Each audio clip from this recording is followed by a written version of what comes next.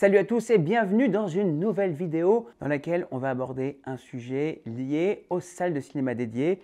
Mais ça, vous l'avez compris, aujourd'hui, ce ne sont pas des conseils qu'on va vous donner, mais des pièges à éviter. Et ce sont des pièges qu'on a vus sur de nombreuses installations qu'on est allé visiter. Et ce sont parfois des choses qui sont irrécupérables. Donc, prenez bien soin de tout noter pour améliorer votre installation ou éviter de faire une bêtise dans votre installation de salle dédiée si vous êtes en train de la préparer. Avant de continuer, sachez une chose, nous c'est avec Concept Products, on fait des installations partout en France. Si vous avez besoin de nous, on est là pour vous aider. Si vous n'avez pas possibilité de faire appel à nous, prenez nos conseils. On fait plein de vidéos, vous avez plein de choses à apprendre sur le sujet. On vous partage tout, utilisez nos outils et voilà. Vous avez un configurateur qui s'appelle IOHC privé qui vous permet de réaliser en quelques clics votre configuration de salle privée avec tout l'ensemble des équipements et des prestations pour pouvoir faire une salle à tous les types de budgets. Donc jetez-y un œil, c'est dans la description en dessous et puis voilà. Mais d'abord évidemment, passons un peu de temps ensemble avec ces 5 pièges à éviter. C'est parti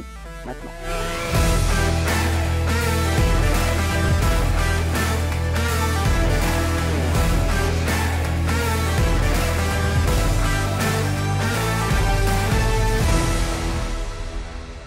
Piège à éviter numéro 1, et là on va reboucler sur la fin de notre vidéo conseil de la dernière fois sur des conseils pour améliorer son home cinéma. Mon conseil, c'est de faire hyper attention à l'absorption que vous allez mettre dans votre salle de cinéma dédiée puisque la plupart des installations que j'ai vues être réalisées avaient énormément d'absorption, beaucoup trop d'absorption et surtout beaucoup trop d'absorption par rapport à la taille de la pièce. Normalement, il y a des calculs que vous pouvez faire très simplement, des méthodes de calcul pour calculer le RT en fonction des matériaux. On va essayer de vous donner, parce que là je ne peux pas vous le promettre, mais normalement il y a même des pages internet qui vous permettent de calculer ça en fonction des matériaux. Ce n'est pas quelque chose, une certitude absolue, mais ça vous donne une bonne idée de ce que vous allez avoir comme résultat. Et généralement, donc ce qu'on appelle le RT, c'est le temps de réflexion qu'on va avoir avec un son dans une pièce.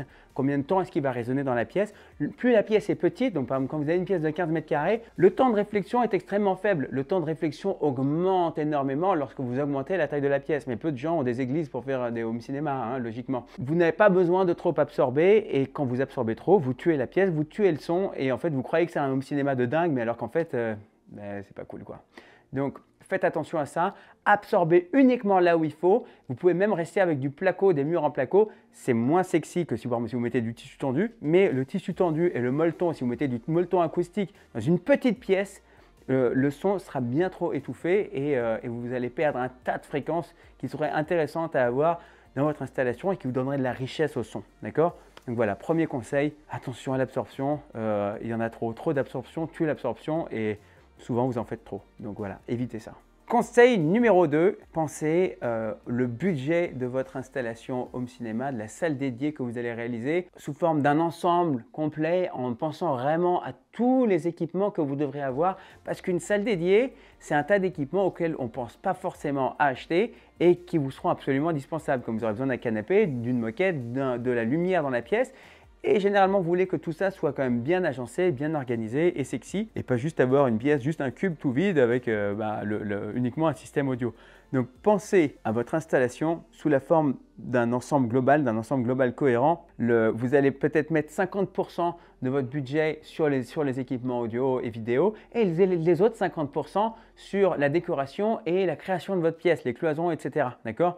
Si vous ne faites pas ça, vous allez avoir de grandes chances d'être très déçu de votre installation et que ça devienne une peine et une tristesse de faire cette installation parce que vous serez en bout de souffle si vous avez un budget qui est limité parce que voilà, on a tous une limite de budget en tête pour ce que l'on souhaite faire et que l'on peut mettre pour son installation et c'est trop dommage que ce plaisir devienne une souffrance. Donc voilà, faites attention à ça. Pensez à votre installation sous forme de budget global avec tous les équipements intégrés dedans. Et là, je reboucle du coup sur notre configurateur IOHC privé qui pourra vous donner au moins des idées de budget à prévoir pour votre installation avec tout compris dans les meilleures spécificités possibles. Vous n'êtes pas obligé de faire l'installation qu'on vous propose, mais au moins ça vous donnera une idée. Et encore une fois, si vous avez besoin de nous, on sera ravis de faire votre projet. On en a déjà plein en cours, en réservation, en création et ça va être absolument fabuleux avec plein de vidéos pour vous. On vous partagera toutes ces informations, d'accord? Donc juste pensez à ça, pensez à un budget global et pensez pas par équipement, vous en serez toujours mieux, vous en porterez mieux à la fin. C'est promis, c'est certain, c'est garanti. Conseil numéro 3, le piège à éviter, c'est de ne pas avoir assez d'enveloppe. Et quand je parle d'enveloppe, je ne parle pas d'enveloppe pour envoyer du courrier. Non, je parle d'enveloppe sonore, d'accord?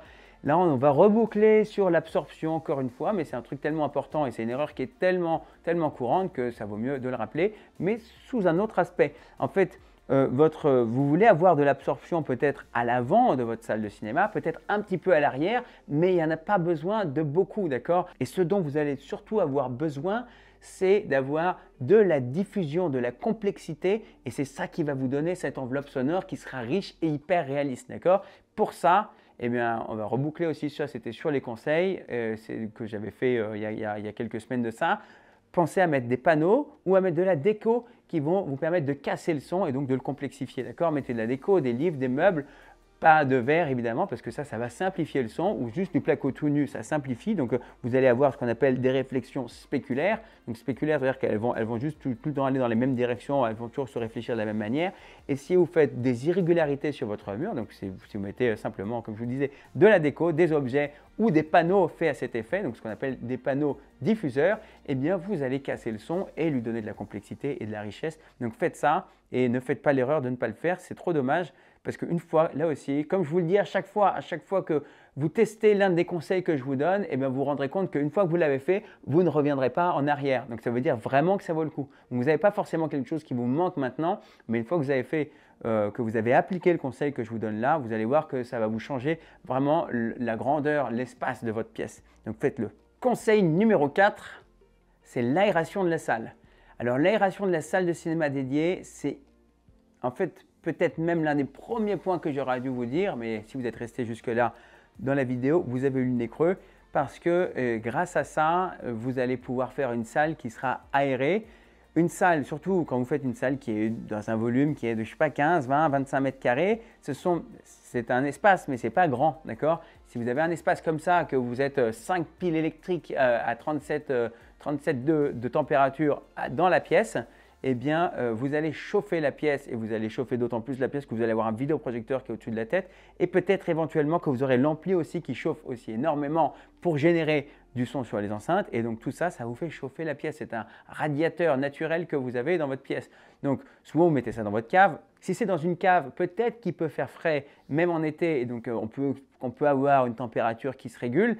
Mais si vous êtes dans un grenier ou si vous êtes dans une pièce de vie classique, pensez à mettre une aération. Et donc l'aération, mon meilleur conseil, c'est aussi à mettre dans le budget, à intégrer dans le budget pour créer la salle dédiée, c'est de mettre une clim. Vous mettez une clim avec un split, vous avez des versions qui sont noires, hein, les splits. Donc c'est simplement un bloc qui est à l'intérieur, qui souffle.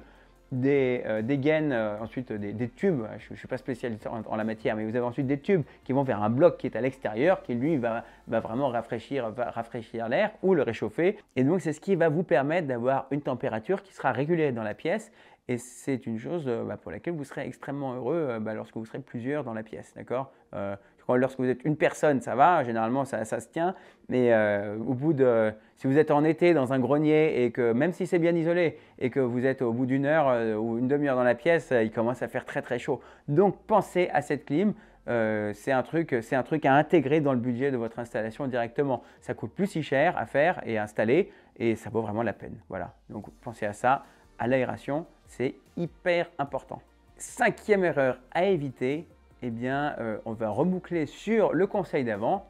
Tout se boucle aujourd'hui. C'est que le problème, c'est que vous avez souvent la manie de vouloir mettre trop d'humains, trop de personnes dans une pièce, d'accord? Vous ne pouvez pas mettre 10 personnes dans une pièce de 15 mètres carrés. Enfin, après, ça s'appelle un métro peut-être, mais vous allez être trop serré, vous voyez? Vous allez avoir trop de personnes. Donc, pensez à ça. Si vous voulez, par exemple, si vous avez une grande famille, si vous avez beaucoup d'amis que vous voulez faire amener à voir ces films ensemble, peut-être que si vous n'avez qu'une petite pièce à proposer, peut-être que ce n'est pas la meilleure manière de faire et peut-être que vous pouvez faire ça dans le salon dans lequel vous aurez plus de place, d'accord? Mais pensez au ratio de nombre d'êtres humains, de personnes, d'individus que vous voudrez mettre dans votre salle de cinéma dédiée, le nombre d'enfants et évidemment aussi forcément le nombre d'adultes.